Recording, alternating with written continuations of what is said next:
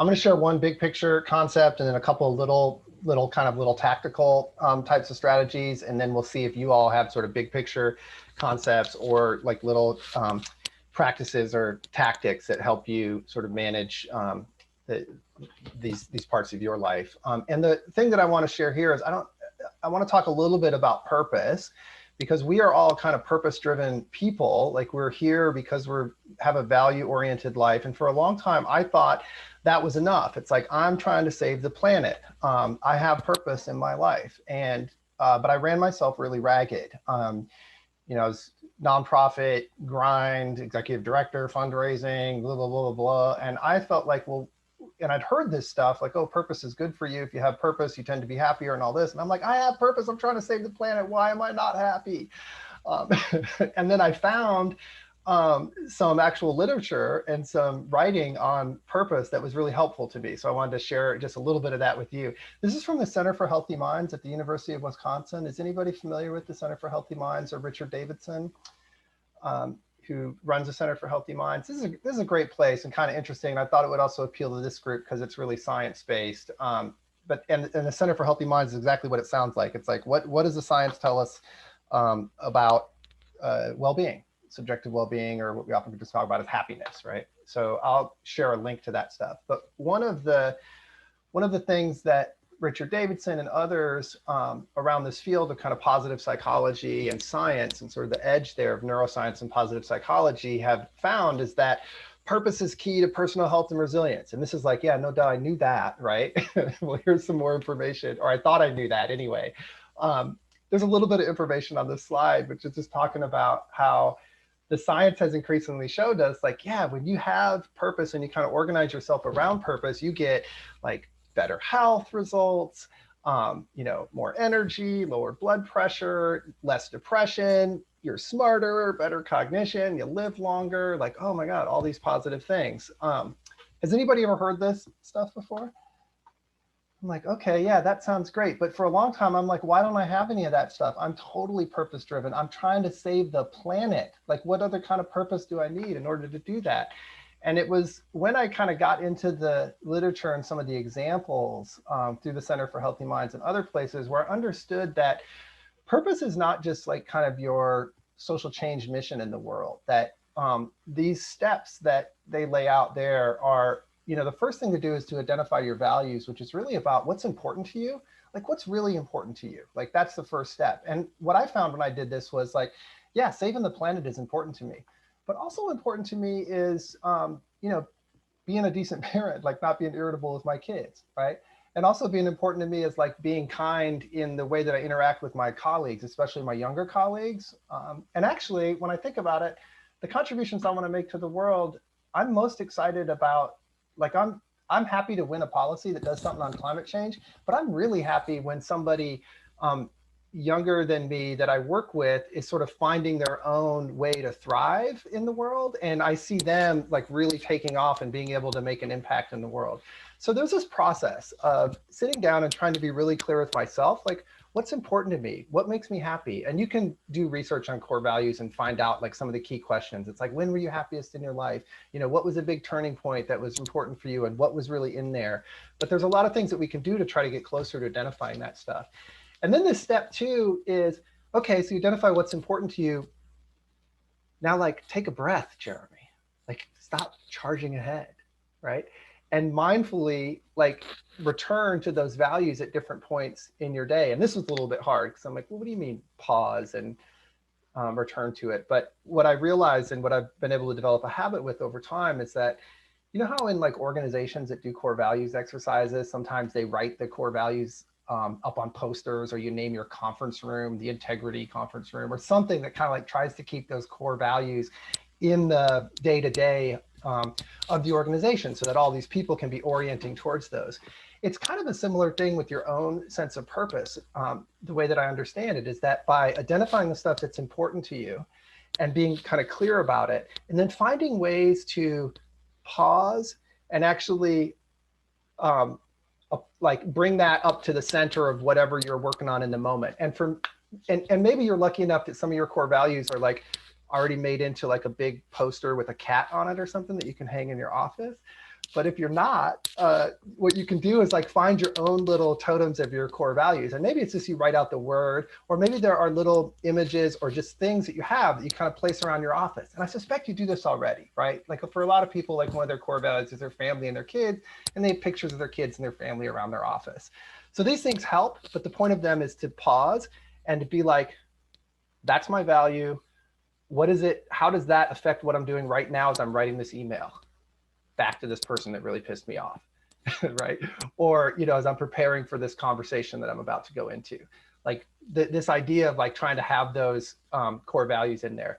And then these steps about reflect and reframe, like once you pause and you're like, okay, that's my value. And then think about like, how does that change the email I'm about to write, or how I want to show up for this meeting or whatever, then to act with that purpose in mind. And there's a lot of this stuff that you can get into, but I found this to be really helpful for me. And it's odd because it's like, well, how does this help the fact that my kid is on their iPad instead of in their, in their class, right? That's the source of my stress. And yet what I found is that, and what this literature says, and I found helpful, is that when I walk through these steps, and as I'm marching up to his room to be like, why did I get a text from the teacher that says you're not, like, I got so much going on and this is killing me. If I can just take a moment and try to remember a couple of the things that are actually important to me, like my long-term relationship with my kid, being a model of, nonviolent conflict resolution, like whatever they are, right? Take a moment and then try to bring that into that interaction, that interaction goes better, and actually some of the stress and stuff melts away from that. So in some ways it sounds like woo-woo and have purpose and this big thing, but what I've appreciated about the Center for Healthy Minds at Wisconsin and the literature and stuff around this is that they've kind of broken it down into the science, connect it to neuroscience, and then connect it to these specific practices that you kind of bring into your life and little tricks and different ways of doing stuff. So I'm going to leave that, and I'm going to talk about just one more little thing that I do with people I work with, and then a couple of little tactical things and get your ideas, and then we'll go to small groups, okay? And we could talk about more of this stuff, but in your small groups. So here's a little thing that I've done, because identifying all your core values sometimes is a little bit hard. And I've done this for myself, and I do this for people that I work with that are like, I'm trying to figure out what to do next in my career, whatever. And I'm like, let's keep it really simple. Let's do an XY axis. On one axis is stuff I like or shit I like. And on the other axis is shit I'm good at, right? And what we want to do is we really want to be working where? In that upper right quadrant, right? Doing things you like and things you're good at. And we really want to avoid that lower right quadrant where we're doing things we don't like and aren't good at. And then the other quadrants have different implications. Sometimes you do things you're good at, but you don't like because it pays the bills and it's a bridge to something else. And sometimes you do things that you like but aren't good at because you're trying to grow and get more interested. But this is fundamentally a strengths-based approach. It's like, quit worrying about trying to be so well-rounded and be good at everything. Like, just be good at the stuff you're good at and find out maybe you'll be happier if you're doing stuff you like and you're good at. And so with this little XY axis, the way that I've used it, and my advice to people I've worked with, is just have this around, and as you're going through your day or as you're meeting people, just try to put a dot down on the map about where that is. Like, oh, I'm prepping for, I'm making slides for a presentation. Where does that go? Things I like, things I'm good at, like things I like and good at. Or like, oh, I just met somebody who has this job, they're the outreach manager for whatever. I wonder if that would be something I would like and good at or whatever. And just get to know yourself, right? With the idea being that the more aware of yourself you are, the more able you might be to organize your life into that upper right-hand quadrant. So maybe that's useful, maybe it's not. Okay, Jeremy, quiet now, and a couple of ideas from you. So here's the last piece here that gets a little more tactical, which is just about, like, all this sounds good, but priorities and boundaries are really the things that can help us, live the life that we want to live, right? So we identify our values and we start to think about, what are our priorities? Like, how do I show up with those values, right? And this, again, like, I don't know if there's science in this. Maybe y'all are good at it. I've never been good at New Year's resolutions. This sounds a lot like New Year's resolutions to me. But people say, like, look, if you're identifying what's important to you, make it a priority. Figure out how to make it a priority, right? And write it down. Like, what do you need to prioritize for your own well-being? Is it that time at the gym? Is it the yoga class? Is it like reading books with your kids? Like, what is it? Write it down. Make it a non-negotiable, and then think about what you need to do to set boundaries around that. And I think this is the hardest part for most of us, because it's like, but I'm saving the planet. Like, I'm saving the planet. I got to get this, report done, this paper done, whatever. And what we find though, is if we're true to ourselves and our priorities and we employ some tricks to kind of keep us on track, that we're actually end up being happier and we perform better. We're better at saving the planet when we're happier. So, get an accountability buddy. Like there's lots of stuff out there around like how to set boundaries and actually, go to the gym when you say, I mean, I've been saying I was going to go to the gym for like 5 years now. I'm going to go to the gym. So I'm not very good at this stuff, but this is some stuff that comes up that I know other people are good at. And I just wanted to ask you all, like, how are you doing in like anything that I've prattled off here just a little bit, or any tips or tricks that you have for identifying your priorities to keep you happy and doing well while doing good, and really protecting those boundaries. So this is another big picture framework that I've found to be helpful. And it's not just for kind of personal resilience, but also for performance. Like, how do I do well and do good and be happy, and et cetera, et cetera.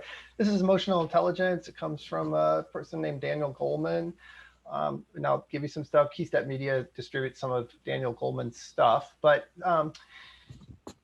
I'm going to send you a link so that you can get into this, but I just wanted to recommend it because, again, it's been helpful for me. It's kind of these 4 steps to, high performance and happiness that are based on these foundations of self-awareness, kind of like know yourself, and then be able to regulate yourself, show up the way you want to show up, and then be aware of relationships and how other people are interacting around you, and then be skillful in the way that you interact with other people and other relationships. And there are these 12 skill sets or competencies that go into having high emotional intelligence. I think a lot of us, especially to the extent that we've spent most of our lives in academic institutions and other things, like really value this intellectual intelligence and don't put as much time into cultivating and practicing the emotional intelligence, which actually has which actually has as much or more bearing on our own happiness and the quality of our relationships with other people, which feeds into our happiness. And I think as June said earlier, the happiness of people around you, right? So here's a nice framework. Here are some resources. And actually, if you just, actually, I'm just going to break, well, 2 things, and I'll share them. So here are some resources. They're in the Google Doc down below. So there's some free courses on emotional intelligence. There's this thing called the Human Rights Resilience Project, which is about how to help people that are doing really difficult human rights work be resilient, and personal well-being, which I thought that might be good for environmentalists. Like they're definitely in the grinder. And then there's this course called The Science of Well-being at Yale, which is on Coursera. It's open, it's free, and it's kind of like the neuroscience of happiness, right? And it's a super popular course, and now that it's online and free, like I think millions of people sign up for it. It just started yesterday. So you have a chance to catch up and log in and be part of this course on kind of like the science of happiness and well-being. These are all in the Google document down below, as well as a link to this deck. You can have that. I also just wanted to let you know that Center for Healthy Minds, if you go to their website homepage, they've had a series recently called The World We Make, which is all about like these topics that we're talking about, like how do we do well and do good. And there's a bunch of YouTube videos and other things with all kind of different people that might be interesting to you all. So I just wanted to share that real quick. It looks like we're about at time.